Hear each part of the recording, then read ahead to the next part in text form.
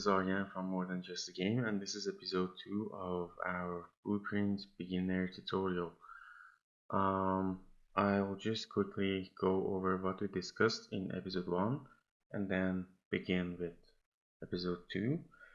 So, in episode 1, we went over what blueprints are and how you can use the blueprints editor in Unreal Engine, what the event graph is, and what some of the frequent events in Unreal Engine are, such as event begin play and event tick. And then we discussed sequences and how you can use them to tidy up your blueprint. Branches, which are basically just if conditions. And then loops, that's what we went through as for our first episode. And in this episode, we will go through some more blueprint functionalities and some more intermediate stuff, so stick through. Okay, one thing that is necessary for you to know is how to manage time in Unreal Engine. There are a few functionalities for you to manage times. You already know how to create an actor. I'm just gonna go ahead and create an actor and call it VP floating cube. What I want to do is create a cube that goes up and down. So I'm just gonna add a cube to this. Let's drag and drop this into the scene. Okay. So first thing, I'm gonna discuss what set timer does. If you look for set timer, you would see we have set timer by event and set timer by function name. I'm gonna use set timer by event, and I'm gonna also discuss what the difference is from like set timer by function name. I'm gonna create a new event, and how you can do that is writing add custom event and give it some name. I'm gonna name it change position event. I'm gonna make it each half a second. This has to run each half a second, and it's gonna be looping. So if what this does basically is as soon as this actor is spawned, and it is spawned, in our case it's spawned as soon as we start playing the game, after half a second it's gonna run this event, and when I set it to looping, it means that this event would run indefinitely by a half a second delay. I'm just gonna print something right now, print hello, so you can see it in action. So as you can see, it prints hello each half a second. I can make it, set this to 20 so we can see it more clearly. Each half a second it prints that. If I set it to non-looping, it would just run once. Okay, so what I want to do is I want this cube to go up by like 20 in this direction each half a second. So let's do that. So we have this node, it's called get actor location. It returns a vector with x, y, and z, and you basically get access to the work location of this actor with this node. And then similar to this, we have set actor location. So I want the actor location to stay at the same x and y, but increase in z by the number of 20. So what I'm gonna do is I'm gonna add 20 to this. Let's see it in action. So as you can see, it goes up by 20 each half a second. this is how you can have some sort of time management. Um, Actually, let's make this a variable just so you know how to better use blueprints. So how to do it, you would basically break or split this struct. I'm gonna also explain what the structs are. You are gonna break this struct so you can have a separate pin for each of these variables. I'm not gonna change any of these, but I'm gonna promote the z to a variable. I'm gonna call it z increase amount. For the default value we have 20, so it works as it did before, but now I can more easily customize this. I'm gonna set it to 80 so you can see the difference. It goes up by 80 this time. And yeah, but again, with your timer, you may wanna pause this timer on some specific under some specific condition. You may not want it to run forever, so what you want to do in that case is you promote this handle to a variable. I'm gonna call it timer handle. As you can see, it's a type of timer handle. And for instance, I'm gonna do this. I'm gonna again get access to actor location. I'm gonna get access to the Z, and when this goes over 500, I'm gonna do an if condition. When this goes over 500, I get access to timer handle. Just as a reminder, you can hold control and drag and drop this into your event graph. And then I'm gonna call pause timer by handle. So let's see it in action. Okay, I'm gonna also print this. Let's actually do the printing here before the condition, so we know that it is working properly. Okay, as you can see, as soon as it goes over 500, it stops. And yeah, this is how you can stop your timer handle. A very easier thing to do, but this is just a one-time thing, is using delay nodes. You can run some part of your code with a specified amount of delay. So I'm gonna, after 2 seconds, yeah, actually after 2 seconds I'm gonna set this timer. So for the first 2 seconds I don't expect the cube to move, but after that it should start moving. So yeah, you can see that it is working properly again. But just like I said, what I want to eventually have is a cube that goes up and down, and as you can see, this cube is not moving smoothly. It jumps from one location to the other, and the transition is not as smooth as you want it to be. So I'm gonna delete this and do something entirely else. This doesn't necessarily mean that this new approach I'm gonna do is always better. Depending on your use case, you may want to use timers. Okay, so what I'm gonna do, I wanna actually um, add a timeline. I'm gonna call it cube move timeline. If you open it up, double click and open it up, you can add a track to this. You have different types of tracks to add. I'm gonna add a float track. It's gonna make sense in a second what I'm doing. And I want the entire movement to last for 2 seconds. And yeah,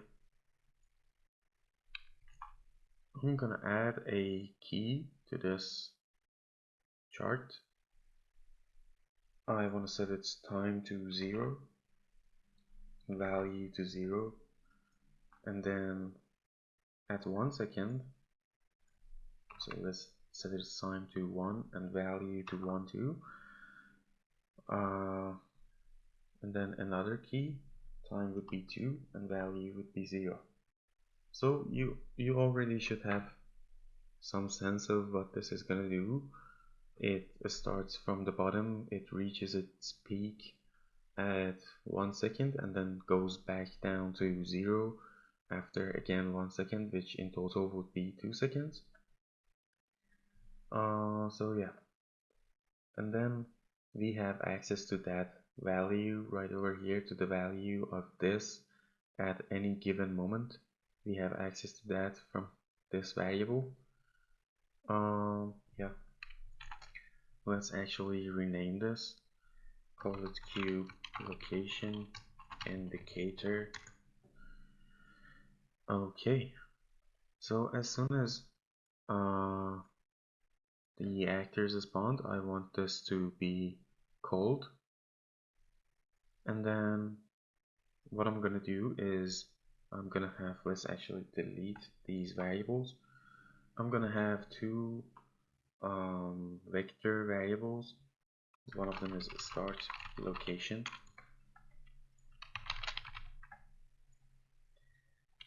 You can duplicate this variable by doing Control D. The other is end location. Okay, for the start location, I'm gonna set this as soon as the game starts. I'm gonna set it to get actor location, or you can actually manually set them right over here, but I wanna use the initial actor location as the start location. And then I'm gonna add 500 to the Z and then set end location. So basically a start location would be the location of the actor as soon as it is spawned into our scene, and the end location would be the same location but just 500 in the Z direction added to it, so it would be 620 for this actor. The end location would be right around here. And then what I'm gonna do is I'm gonna lerp between these two values. Okay, if I didn't drag out of this vector, you would see that we have some more lerp functions for linear color, for transform, for vectors, for floats. I didn't see the float one. Oh yeah, this is the float one. So we have a lot of lerp functions, but I'm gonna use the vector one because I want to lerp between two vectors. Okay. What this does is if the value of this is 0, it is gonna return this.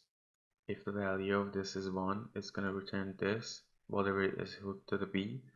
If it is 0.5, if this alpha is set to 0.1, 0.5, sorry, it's gonna return the exact point between A and B, like exactly in the middle. If it's set to like 0.2, it is gonna return something that is 1/5 of the length between A and B away from A. So this is what we exactly need. So let's do set actor location with this. On the update execution pin, we have two execution pins, as you can see. This is called for every frame of this curve, and this is only called after the curve has finished. So I'm gonna hook the result of this to the set actor location and let's see it in action. It works as we want it to, but we want this to also loop, not run just only once. So when we open the timeline, you can see this here for your track. You can turn this on so it would loop. As you can see, it is looping now. You can make it more smoother. You can make this like this, and then let's set this to auto 2, and you can actually play around with these handles to change it, change the curve, but the default one should be enough. So as you can see, it is moving more smoothly now. So yeah, that's it for the timelines too. Okay, I missed one point. Let's delete this code. We have add timer by function name, set timer by function name. I told you I would explain the difference between this and set timer by event. So the only difference pretty much is that you would with the set timer by event, you would provide an event. You have to create a new event for this. But for this one, you would have to basically provide the name of your function. So you would have to create a function here. Let's call it like test func. And you would have to write that function name right here. Let's actually test this out.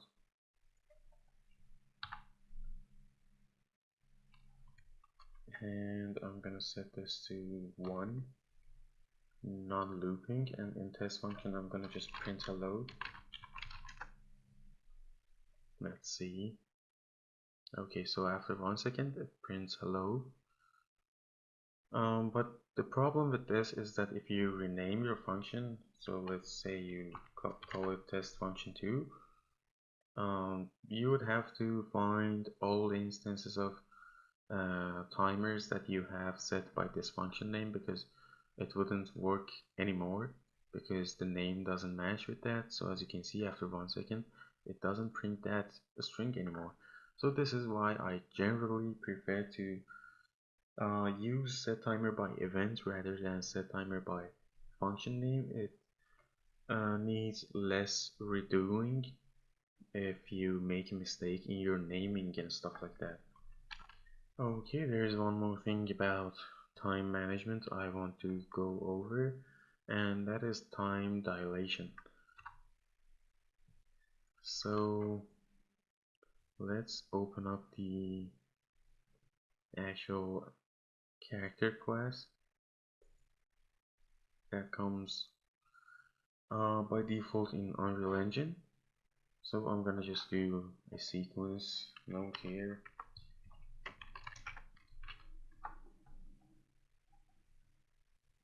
and let's actually move this whole thing up a bit. On the second output of the sequence node on event begin play, I'm gonna do something called set custom time dilation, and I'm gonna set this to, actually let's not set it to anything at first and see how this looks like by default. So this is the normal speed of our character, and now let's set the time dilation to like 5.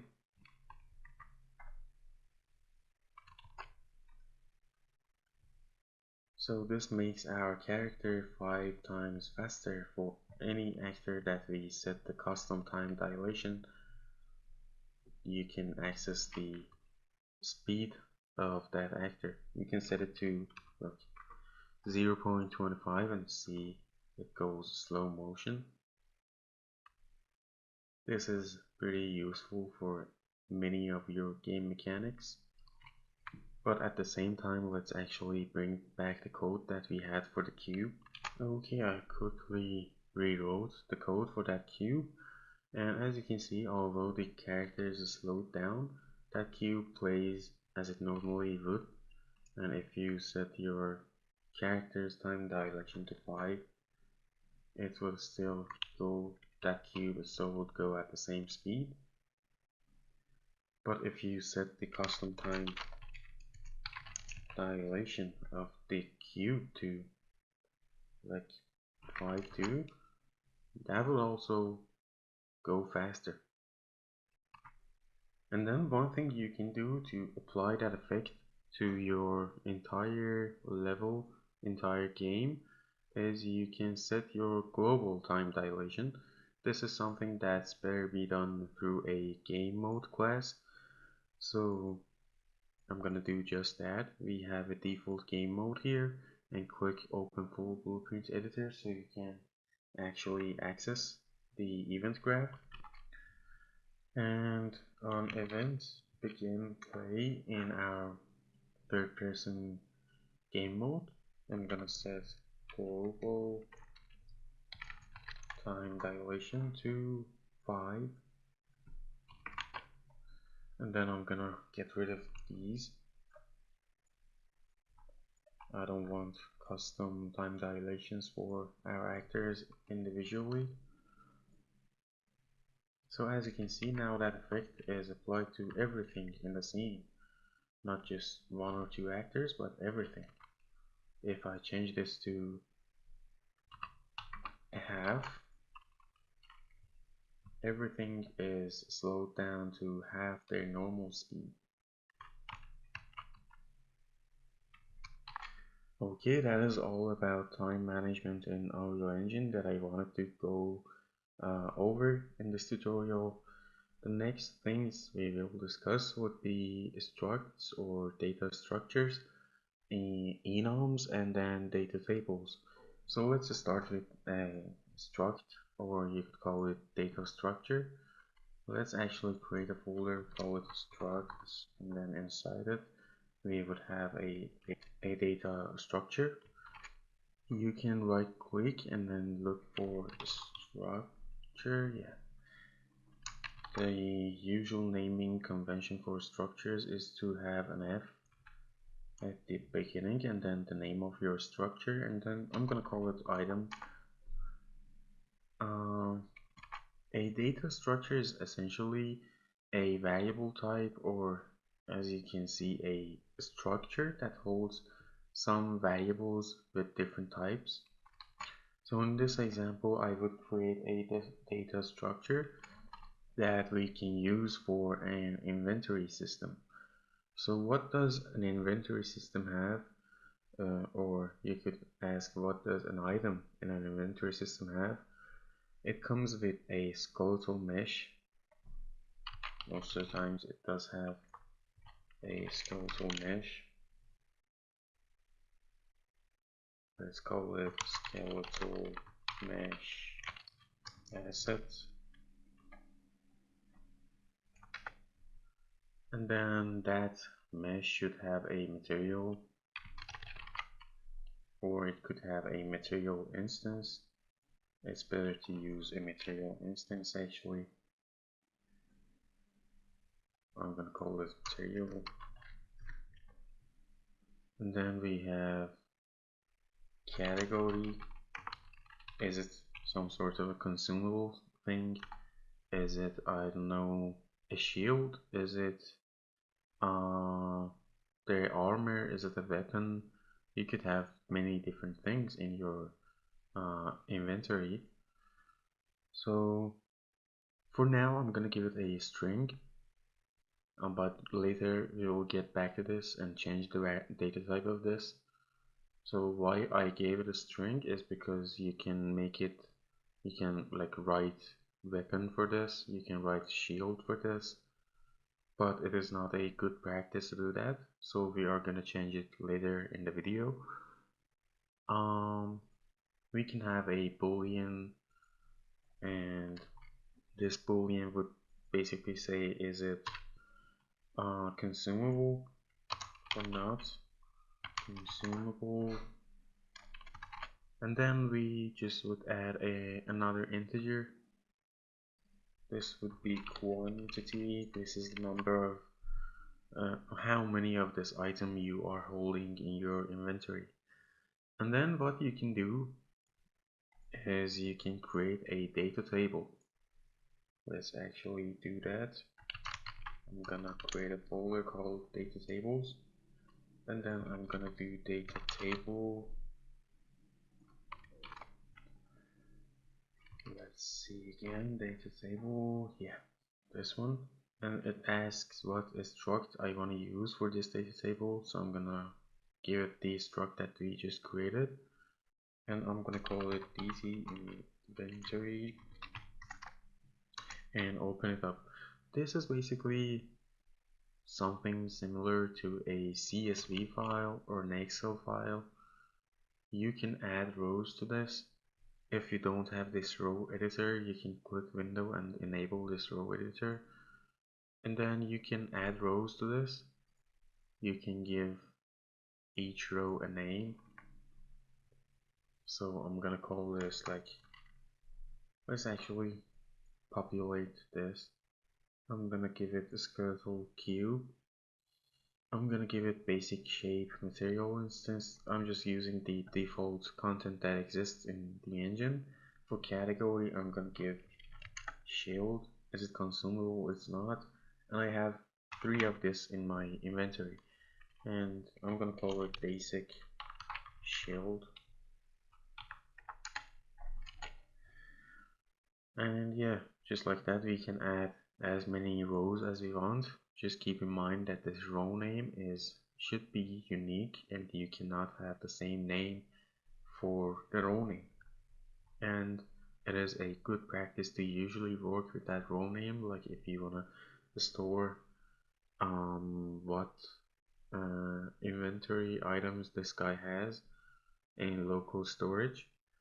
You better use the row name, and then in the gameplay in runtime you fetch the info using the row name. And how you can do that is you can basically do get row, get the data table row names. We have this one, and then we have row struct. It returns the struct of that data table, and then we have data table row, get data table row. You can give it the data table that you have and then the row name. So if I add more row names to this, they would be visible here, and you can get access to all variables of that basically row in your data table. So it's a best practice to actually store these stuff rather than storing the whole struct in your local storage. And then the other thing that I wanted to discuss is using enums. Let's go back to this, create a folder, call it enums, open it up. Now let's create a new enum.